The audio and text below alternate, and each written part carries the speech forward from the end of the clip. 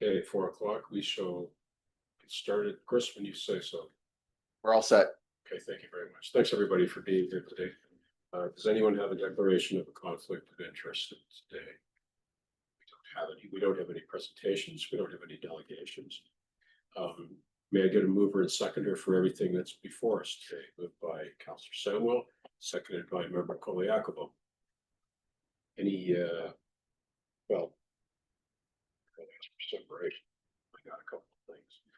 We do have the minutes. Maybe, do we have any errors or omissions on the minutes? Then let's vote on the minutes. Those in favor? That's carried. Okay. And we have 4.1, 4.2. Maria, did you want to give an overview of what's before us? Sure. Through the chair. So one report at a time. We'll do one report, discuss it. And okay. Yeah. All right. So we'll do the principals report first.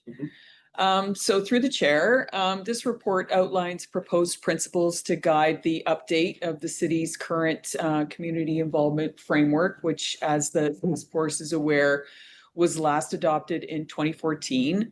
So is in need of an update. So while the current framework already emphasizes inclusivity and transparency, we learned from the most recent Strengthening Community Engagement campaign and the feedback we received throughout that, that there was a need for clearer thresholds and stronger transparency and incorporating modernized practices to reflect the evolving community expectations. So the purpose of this update, as we've discussed at previous meetings, is to provide clearer guidance for both staff and council to build trust among the community so they are aware of how we'll engage on various initiatives. And as outlined in the report, really ensuring that the level of engagement is proportionate to the scale and significance and financial investment of each of the initiatives that we're consulting about. So the proposed principles emphasize proportionality, transparency, inclusivity, accessibility, consistency, and flexibility as needed, because every initiative really is different and has its own unique nuances about it. And that all needs to be considered when you're planning how you're going to engage about that initiative. So this was good timing in that we had the jurisdictional scan, which I'll talk about in a minute, as comparators. So definitely looked at that data when we were thinking about the principles for the update.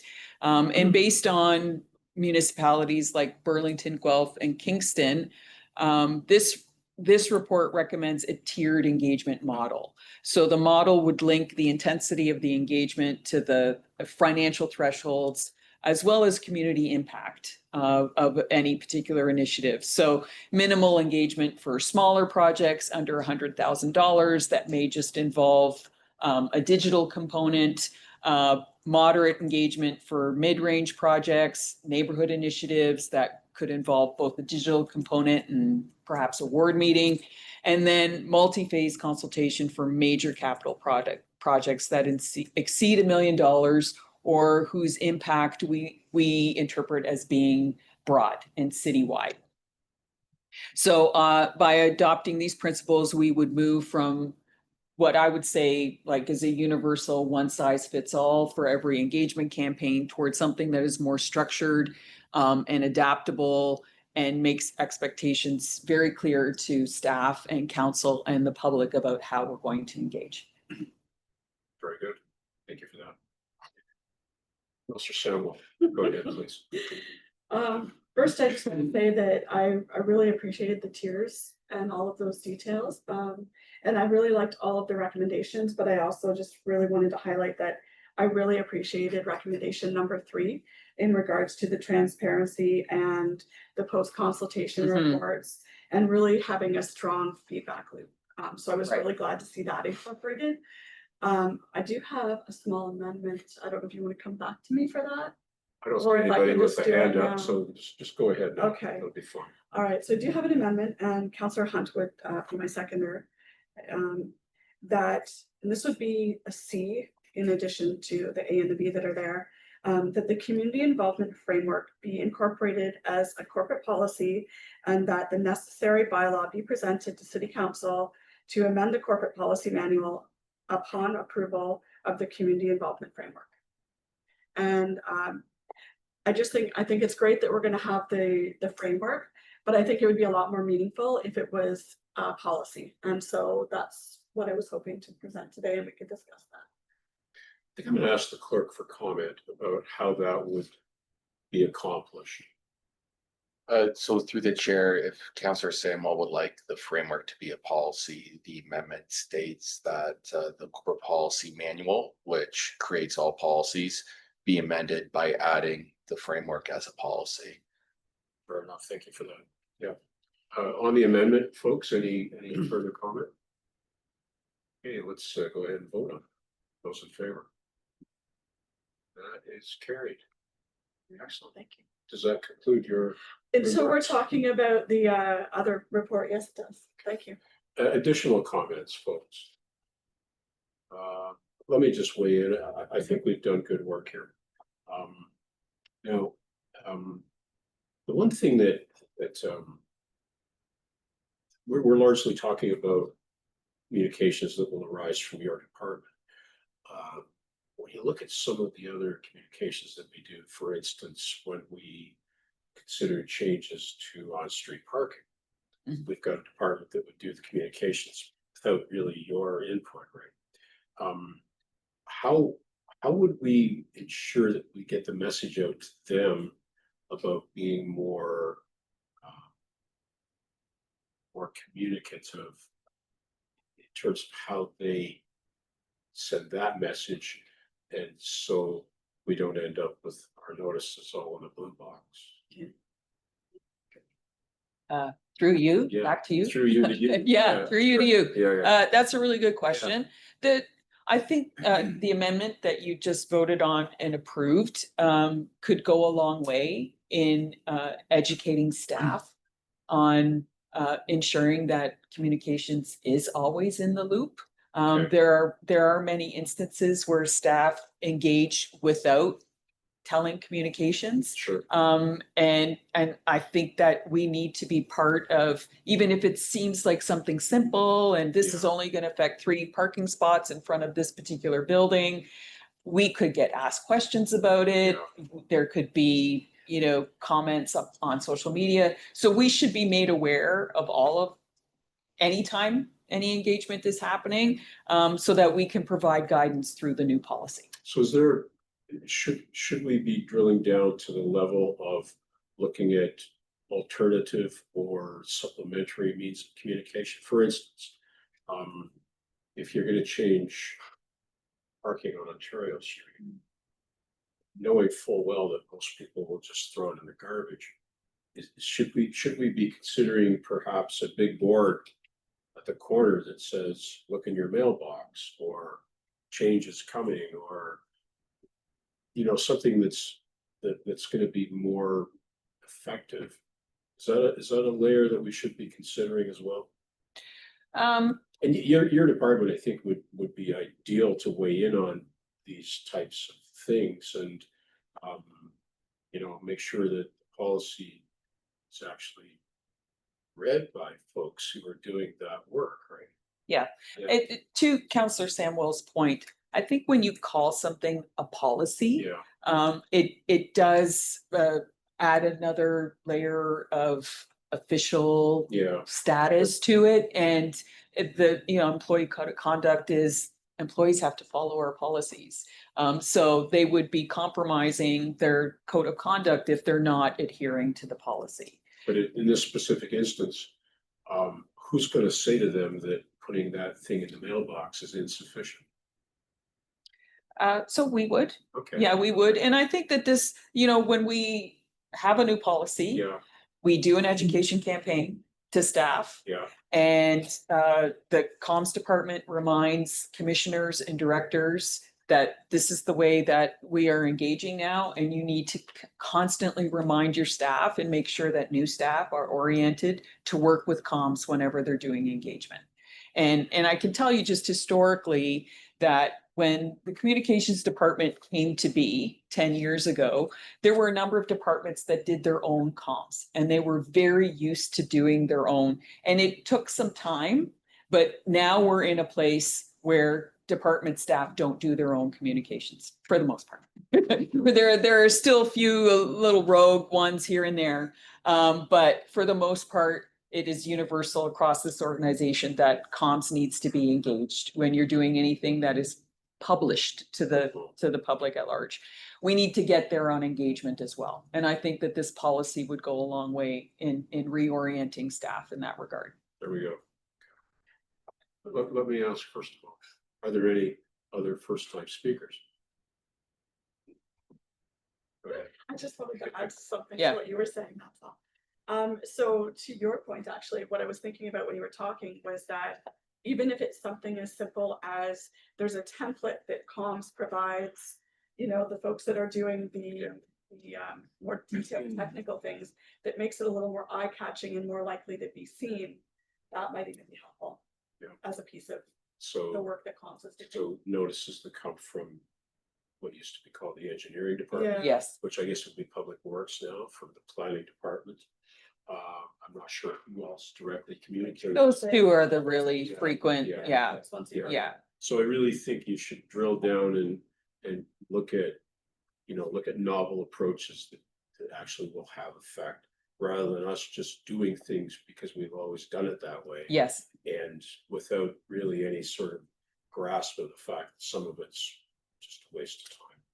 yeah, I mean, some of those notices are just educational, right? Yeah. They're just meant to, this work is happening. Yeah. We're not doing any engagement. We're just telling you because you live in the neighborhood that this is happening. Yeah. But even those, I think, could look better than they do right now. They do look like form letters. Maybe we make it a bit more of an infographic so people look at it.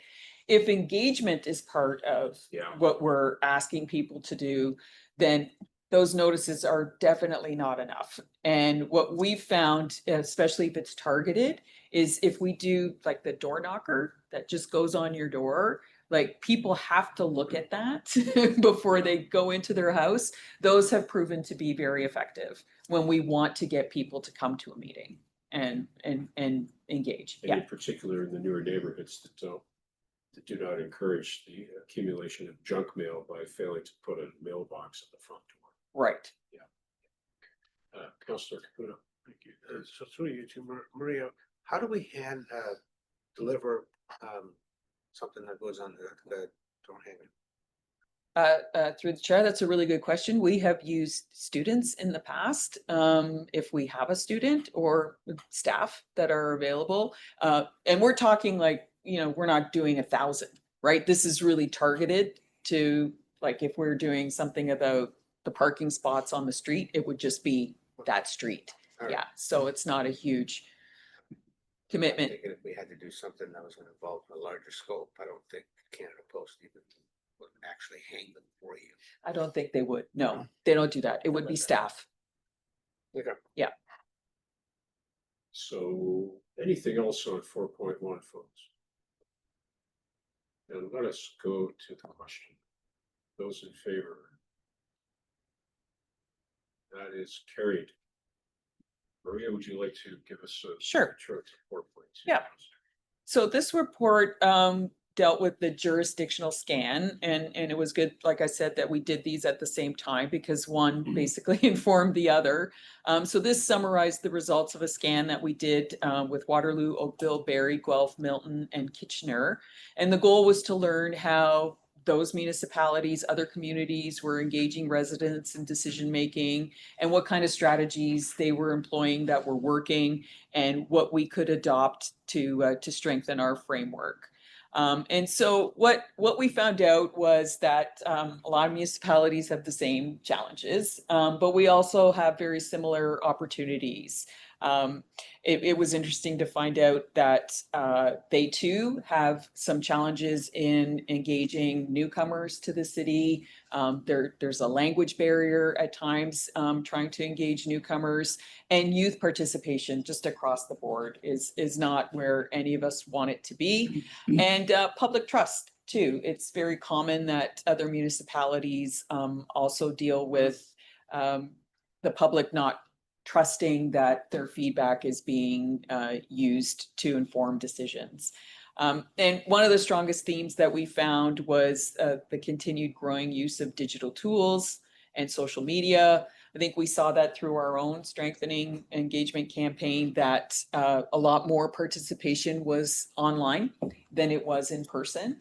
And while people really love the idea of in person because they want as many opportunities as possible to interact with the city, when it comes right down to it, they're going to pick the lowest hanging fruit, which is what is most convenient, and that is engaging online. So that continues to be a preferred method with us and with other municipalities as well. And to your point too, Councillor Samwell, other municipalities also found through their engagement that it's really important to close that feedback loop so that it doesn't feel like my input just is in some cyberspace and never actually got to the decision makers and was never actually considered. So really reporting on that with what we heard and ultimately closing the loop with this is the decision council made. And that decision may not always be exactly what was reflected in the feedback.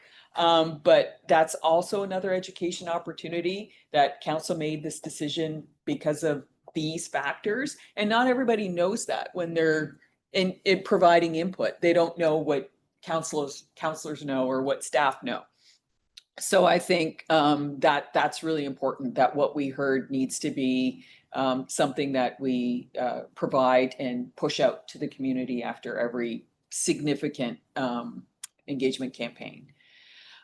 So by applying some of the things that we learned through the scan, we can ensure that we're making our engagement more accessible and that people trust that their meaningful input is being considered.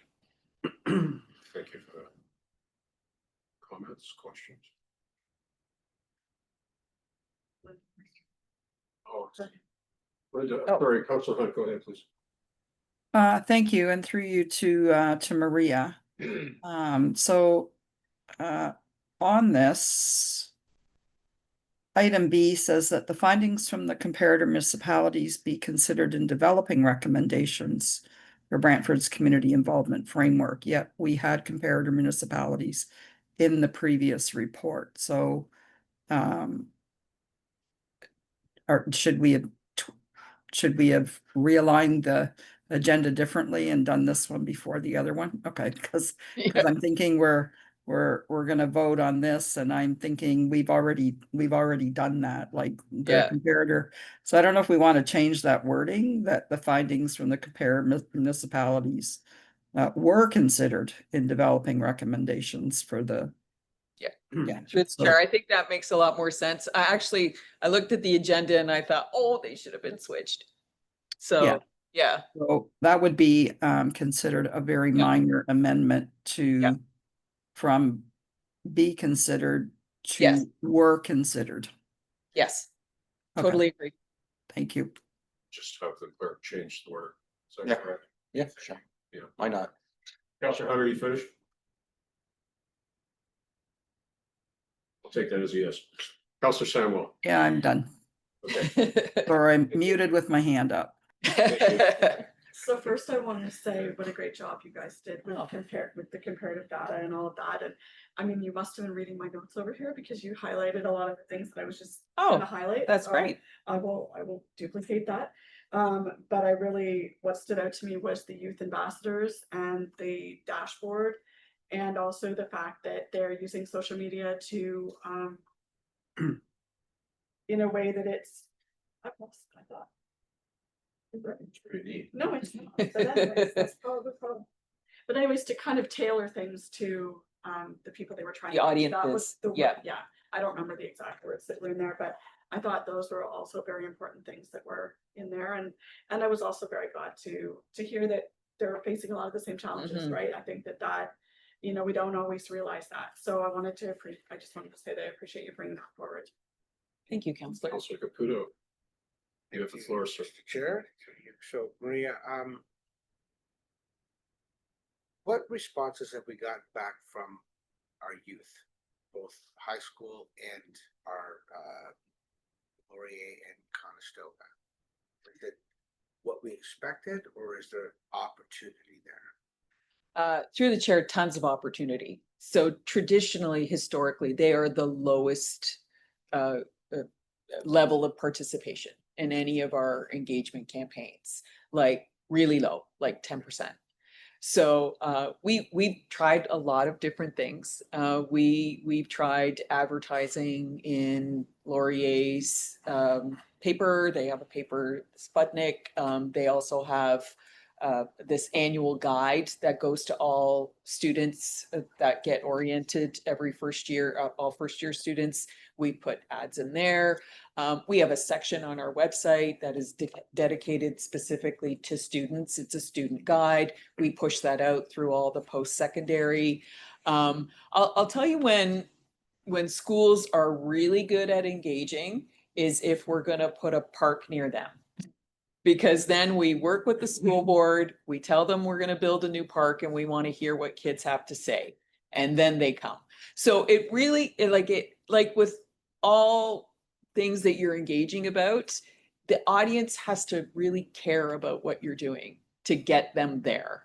And I think that the issue with youth is they just feel very separate from the kinds of issues that we're talking about. Like they don't feel like they're taxpayers yet, per se, if they don't own property, and they're just not at that point in their lives where they're thinking about those types of issues that adults and older adults care about a lot. Like they don't care so much about their garbage pickup, So whereas other people really do. So it's the point of time they're at in their lives. but they could add a lot of value to Oh, the for sure. things that we do. For from sure.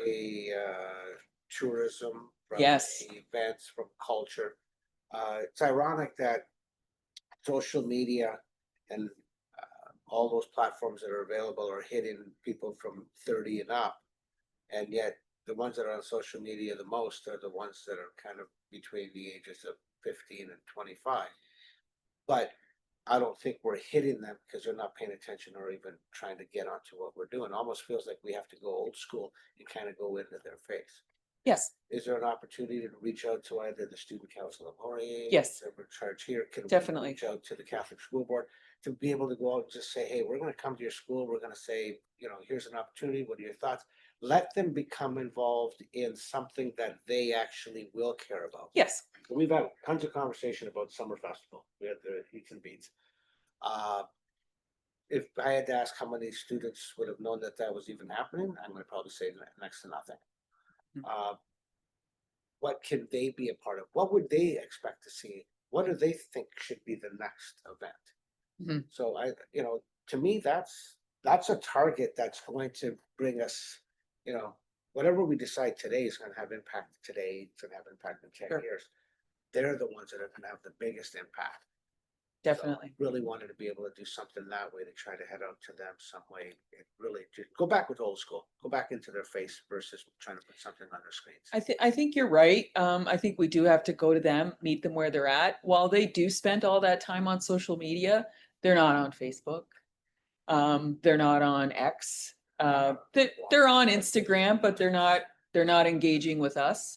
They're on TikTok, they're on YouTube. They're engaging with their peer group. They're not engaging with institutions. So yes, they're on there.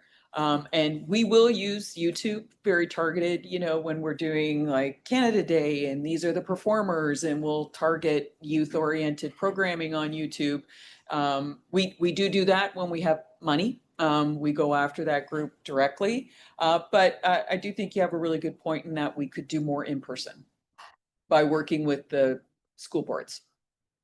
Just a thought.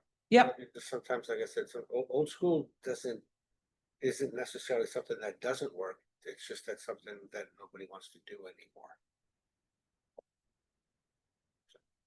Counselor, thank you. Did I use up my allotted time? You could have gone on for quite a long time. I don't have the clock to. We're all good. Yeah. With respect to the youth, component, there is a segment in the curriculum about civics. Mm. You'll recall the kids from high school, or the public school in my ward that mounted the campaign to get elected. Yes, of course. So there may be an opportunity for you, pointing at you, to engage, I think they were grades 5 and 6, perhaps engage the board about their civics component and target that as a medium to get kids interested when they're little.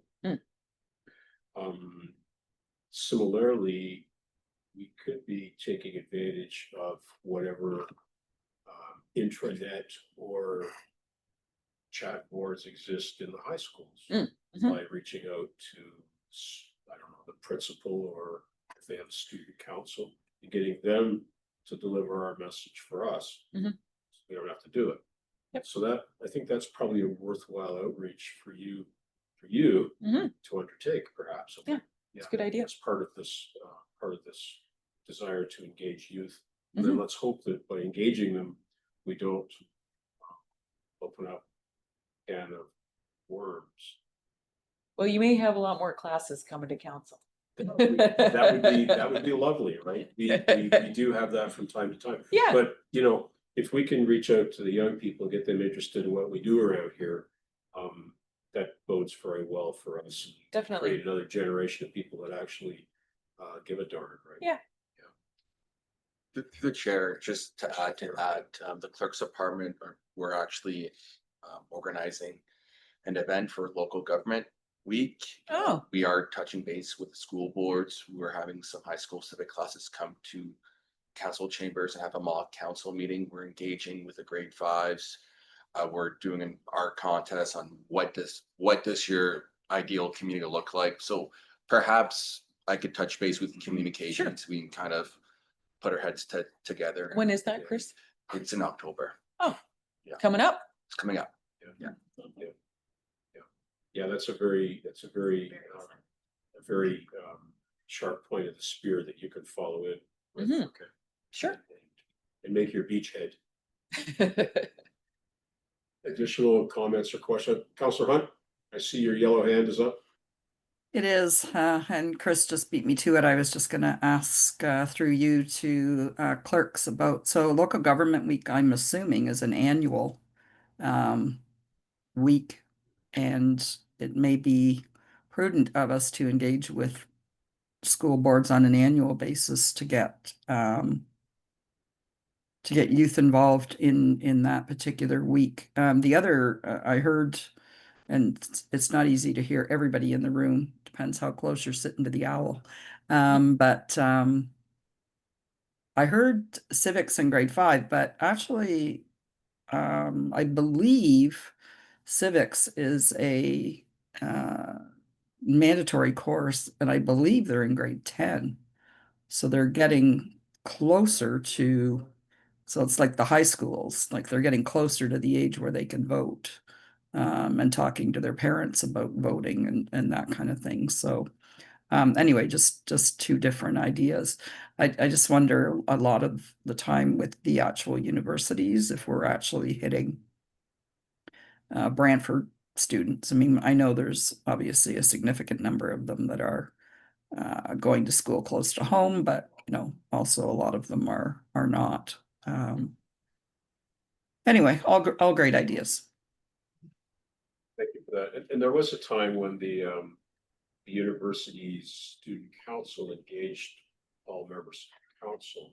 This is going back a number of years, one-on-one, and perhaps that's an outreach as well, to see if they can resume that bit of work, because they were quite forthcoming in terms of asking council to do certain things with respect to busing and parking at the time. I don't know if anyone else remembers that. I believe that was a town and gown advisory committee, and that's been reinstated. No, this was an outreach from the president of their student council and his executive committee. Yeah, it was separate from the town and gown. Post-secondary though? Was post-secondary? Yeah. Laurier.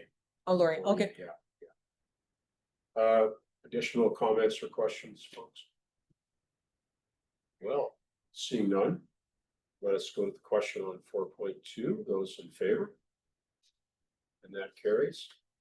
And we have no resolutions. We have no notices of motion. We have no nothing. So we are to be declared adjourned. Thanks, everybody, for your participation. This comes to council October 14th, I 14th, heard, yeah. right? Yep. Okay. And we'll see you all then. Jay and Sam, make sure you come on in that night. Okay. Have a good day, everyone. Okay, bye-bye.